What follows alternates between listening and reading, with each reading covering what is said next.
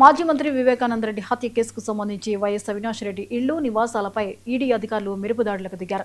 ఈవేళ తెల్లవారుజాము నుంచే హైదరాబాద్ కోకపేట్ పులివెందుల్లోని నివాసాల్లో ఈడీ జోనల్ అధికారులు బృందాలు ఏకకాలంలో సోదాలు ప్రారంభించాయి. ఎంపీ అవినాష్ రెడ్డితో పాటు ఆయన ముఖ్య అనుచరులైన శంకర్ రెడ్డి, సునీల్ రెడ్డి, ఎర్ర గంగిరెడ్డి ఇళ్లలోనూ అధికారులు విస్తృతంగా తనిఖీలు నిర్వహిస్తున్నారు.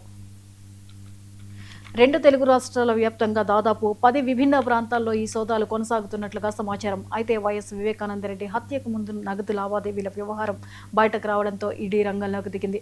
సిబిఐ దర్యాప్తు సమయంలో బయటకు వచ్చిన అంశాలపై మరింత లోతుగా ఎంక్వైరీ కొనసాగుతోంది.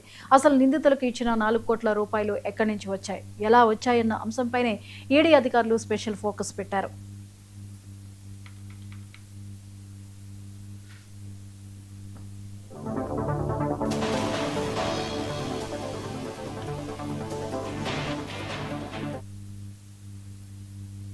ఒక్కసారిగా ఈడీ అధికారులు రంగంలోకి దిగి తనిఖీలు చేపడుతుండటంతో తెలుగు రాష్ట్ర రాజకీయ వర్గాల్లో తీవ్ర కలకలం రేగింది.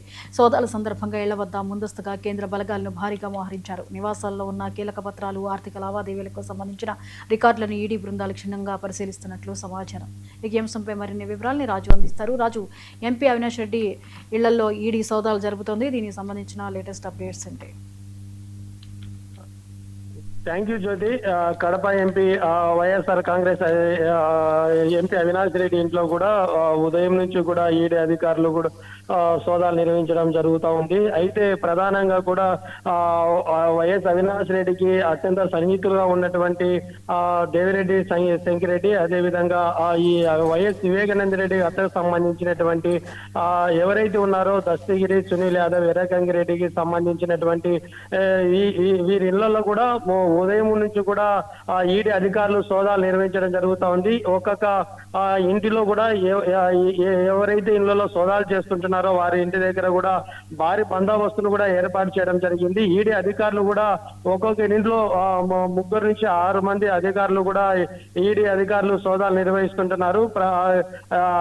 ఎవరైతే ఇండ్లలో సోదాలు నిర్వహిస్తుంటున్నారో ఆ ఇంట్లో ఉన్నటువంటి వారు బయటకు పోయలేదు, బయట ఉన్న వారు లోపలికి కూడా రాకుండా కూడా చాలా పగడబందీ కూడా ఈడీ అధికారులు సోదాలు నిర్వహించడం జరుగుతుంది.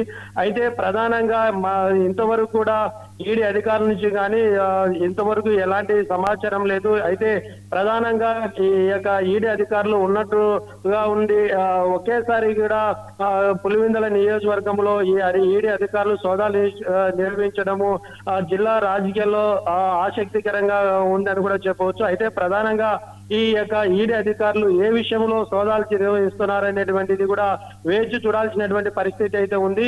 ఇప్పటి వరకు కూడా అయితే ఈడీ అధికారులు కూడా ఎప్పటికప్పుడు అంటే ఆర్థిక లావాదేవీలకు సంబంధించి కావచ్చు, లేకపోతే మిగతా విషయాలన్నీ కూడా క్షుణ్ణంగా పరిశీలిస్తున్నట్లు కూడా తెలుస్తుంటుంది.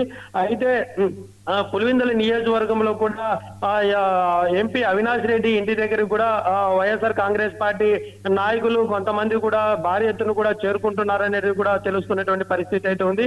ఇది ఎంతవరకు దారి తీస్తుందో వేచి చూడాల్సినటువంటి పరిస్థితి అయితే కనపడుతుంది Jyothi. Right, thank you Raju.